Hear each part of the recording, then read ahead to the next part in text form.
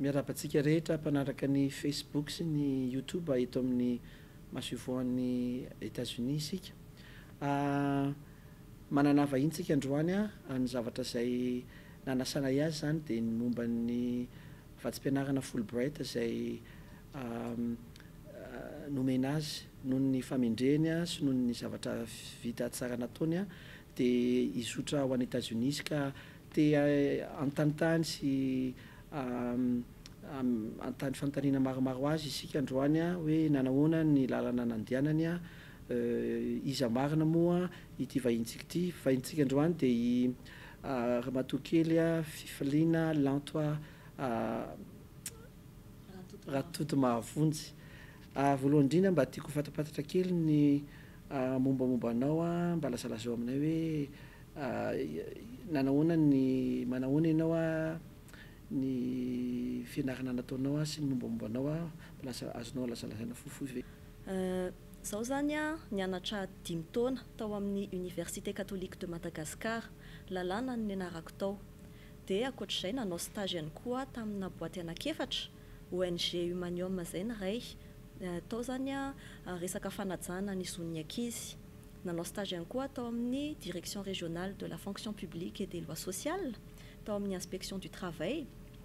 Ary nanao stage tao amina cabinet anankiroa, SMRHR sy Madagascar Conseil International. Raha ohatra ndraika momba ny asa, avy nianatra dia tonga dia voaray tao amin'ny PricewaterhouseCoopers, conseiller juridique et fiscal no nataoko tao. Dia avy eo aho nakao amin'ny Brasserie Star Madagascar, juriste ny asa nataoko tao. Raha ankoatra ny fianarana indray fa momba manokana dia membre ny chorale Amboarapeu UCM, dia membre ny sampana tanora kristiana ihany koa amin'ny fiangonan'i Jesosy Kristy eto Madagasikara, ary membre ny jeune chambre internationale Iarivo. Zay zany momba efa fantatro moa zany efa fantatsika zany fa andeha isotra ho any États-Unis ianao dia hianatra zany andrato fianarana ao anatin'ilay vatsim-pianarana hoe Fulbright zany no andehananao any. Dia saika mba tianao fantapatatra hoe ahoana moa no nahafantaranao an'io vatsim-pianarana io, ahoana ny fomba nahafantaranao azy, dia ahoana ny fomba niomananao mba azonao lazalazana hoe ahoana nahafantaranao azy zany dia ahoana ny fiomananao nahazoanao an'ilay izy. Ie. Za zany efa elaela ihany naheno momba Fulbright tao amin'ny page Facebook nahitako azy voalohany dia efa nisy namako iray ihany koa lasa nahazo an'io bourse io. Dia taty aoriana nijery tao amin'ny site-ny ambassade nahafantarako bebe kokoa momba azy. Raha momba ny fanomanana, efa ela nieritreritra hoe hitady vatsim-pianarana ho any États-Unis ka efa hatramin'ny lycée zany no nianatra teny anglais, ka zay zany anisan'ny fanomanana lehibe nataoko. Fa raha fanomanana momba ny Fulbright manokana indray dia efa nijereko meloa ny dossier, ka na dia mbola tsy nisokatra ary ny inscription dia ny dossierko zany efa nataoko vonona daholy, mety hoe 2 volana talohan'ny nisokafan'ny inscription, ka somary lamina nanao an'ilay dossier avy eo. Dia somary firy taona eo zany raha hoe totalina ny fotoana nanomananao an'ilay izy tadidinao? Hoe nanomboka hoe hatramin'ny novina ka hatramin'ny novina ny tena fotoana tadidinao hoe fantatrao ilay programme dia nanomboka nanao an'ilay fanomanana ianao? Teo amin'ny 3 volana teo ny fanomanana tena fanomanana. Fa talohan'izay nafantatra momba an'ilay izy fotsiny dia nijery ny pejy fa tsy tena hoe nanomana be. Dia andeha hianatra any ianao zao dia mba azonao lazaina aminay hoe inona zany moa zany ilay zavatra ianaranao any diplôme moa zany araka efa fantatsika fa ny maripahaizana masters degree zany ny ho ataonao any fa mba azonao lazaina hoe inona ilay lalam-piofanana ho ataonao any dia azavana hoe manina ianao nianatra an'izay, inona ny zavatra tanjonao zany dia mba tianao ho fantatra hoe inona ny tanjonao ny amin'io zavatra tianao ianarana io. Ny zavatra tiako ianarana dia ny tiako hanaovana spécialisation zany dia ny droit international des affaires. Mahatonga na mieritreritra an'io satria te hanao arbitrage international any Erina any, dia zay aloha no tena nahatonga na se spécialiser. Dia ankoatr'izay ihany koa I Madagasikara zany a dia efa fantatritsika fa efa manomboka mivelatra amin'ny any ivelany amin'izao ka tsara hoe mahafantatra hoe mitombo ihany koa ny spesialista momba n'io taranja iray io. Any amin'ny Duke University no andeha andrato fianarana. Mazava loatra fa efa mety fantatrao be mihitsy zao zany le sekoly. Inona tena zavatra tena mampientanentana anao andeha hianatra amin'io? Inona zavatra fantatrao hoe momba n'io Duke University io a? Inona zavatra tena mampientanentana anao andeha hianatra any amin'io sekoly io? Inona zavatra andrasanao zany amin'le sekoly? Ny tena mampientanentana ahy aloha dia ny lazan'le sekoly satria io sekoly io zany a dia anisan'ny 5 voalohany tsara indrindra amin'ny fampianarana lalàna araky ny ranking 2017 ka za zany dia faly tokoa hoe tao ny placementako satria io taranjo io tokoa no ataoko any ka manantena zany hoe afaka mandray izay betsaka indrindra sy izay tsara kalitao indrindra afahako mitondra an'izay aty a Madagasikara, ampivoatra Madagasikara. Ankoatran'le lafim-pianarana, inona ny zavatra tianao ohatran'ny hoe karazana karakteristika an'le sekoly mahafinaritra anao ankoatran'ny fianarana?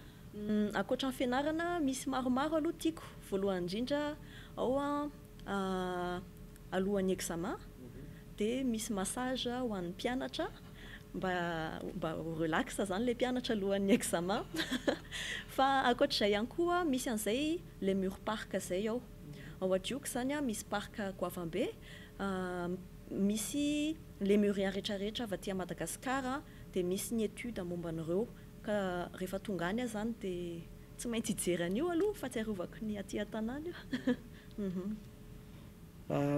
Misy zavatra anankiray ve mba azonao lazaina aminay hoe inona ny tena anton'ny fahombiazanao zany nazonao an'ity fatsim-pianarana ity? Misy zavatra anankiray tianao lazaina amin'ny mpijery hoe inona ny zavatra tokana, zavatra anankiray izay tena mamaritra ny fahombiazanao hoe zavatra anankiray tenenao hoe zao natonga nahomby tamin'ity faninanana ity, inona ny zavatra anankiray azonao lazaina amin'ny mpiaina?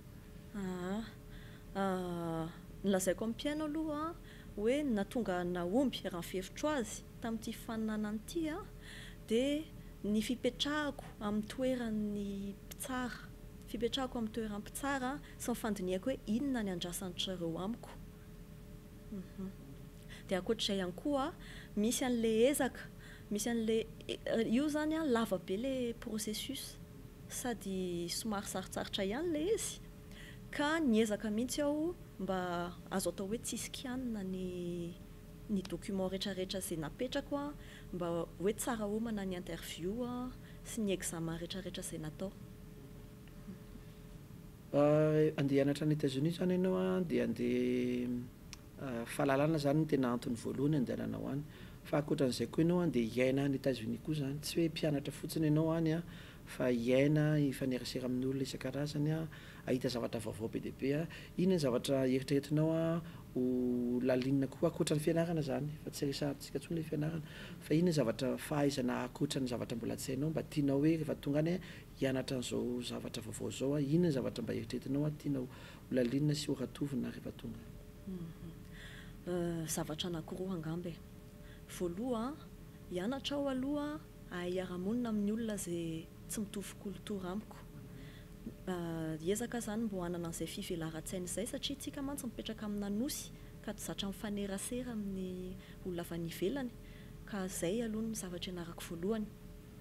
Fa ankoatr'izay ihany koa hafa ihany zany hoe mankany amin'ny tany mivoatra zany ka te hijery hoe ahoana ny any, inona ny tsara, inona ny ratsy ka hitondra an'izay check-if izay eto a Madagasikara ka ahafahako ampiasa an'izay ihany koa ampivoatra ny ity nosintsika ity. Manana zavatra anankiray tena miavaka ao anatin'ny lohanao ve ianao hoe te hahay an'izao te ohatra hoe te mahay ski satria aty amintsika zao ohatra tsy ski, inona zavatra tsy nataonao aty mihitsy fa tianao any vao tena ianarana ilay izy, mety misy zavatra ao anatin'ny lohanao ve azonao tenenina ohatra? Misy ao amin'ny le université misy anay io misy an'izay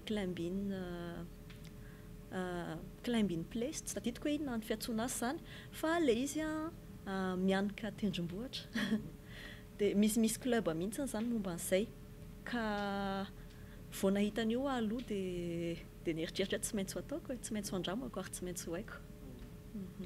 Mahafinaritra zany. Misy zavatra azo tianao ampiana ve amin'izay fanontaniana rehetra izay? Inona ny zavatra tianao tenenina farany ho an'ny mpanaraka sipianao antsika? Zavatra tianao tenenina hoe izao rakizy ny zavatra tokony atao raha ohatra ka te ho tonga amin'izao toerana misy azy ao nareo? Ie, misy hafatra zany izay tiako ampitaina amin'izay te hanao Fulbright manaraka. Izao ilay izy izy ity zany marina hoe sarotra ihany ilay mifaninana amin'ny olona be dia be, ary fantatritsika fa vitsy ny voaray amin'ilay izy, mety hoe 2 na 3, kanefa raha ohatra ka tena miezaka manao an'ilay dossier, ravitaina hatramin'ny farany ary vitaina tsara, dia raha ny tena izy tokony ho voaray. Dia ihany koa mila mitravailler kely an'ilay anglais satria ny ilaina be na amin'ilay entretien na amin'ilay examen izay ho atao. Dia farany azadino manankina amin'Andriamanitra an'ilay application anao. Dia izay ny hafatra apetrako aloha. Kasitraka indrindra. Ny zavatra tiako hamarana anazy angamba dia efa voateniny toy ihany moa ilay resaka hoe fifehezana ny teny anglisy. Io angamba ny anisan'ny tena fototra iangan'ny rehetrarehetra. Ny fahaizana any am-pianarana zany manokana ho an'ny tsirairay iny, fa fifehezana ny teny anglisy zany anisako hoe hitako hoe manosika tanteraka amin'ity fifanana ity. Ka raha ohatra tsika zany te hifaninana amin'ity vatsim-pianarana Fulbright ity dia ny fahaizana am-pianarana aloha zany efa tokony ao fa indrindrindrindra ny fifehezana ny teny anglisy sy indrindra ny fahalalana ankapobeny koa, tsy ny fahaizana ny lalam-piofanana izay nianaranao teny amin'ny université fotsiny, fa indrindra manana karazana kolontsaina mivelatra, ny fahalalana ankapobeny tokony mba somary matanjatanjaka sy matevitevina. Izay angamba ny amaranako azy dia mankasitraka antsika rehetra ny haino dia mankasitraka amin'ny fifaliana tonga ny vahiny teto aminay dia tonga avasoa dia mafita be amin'ny zavatra rehetra atao. Misaotra tompoko.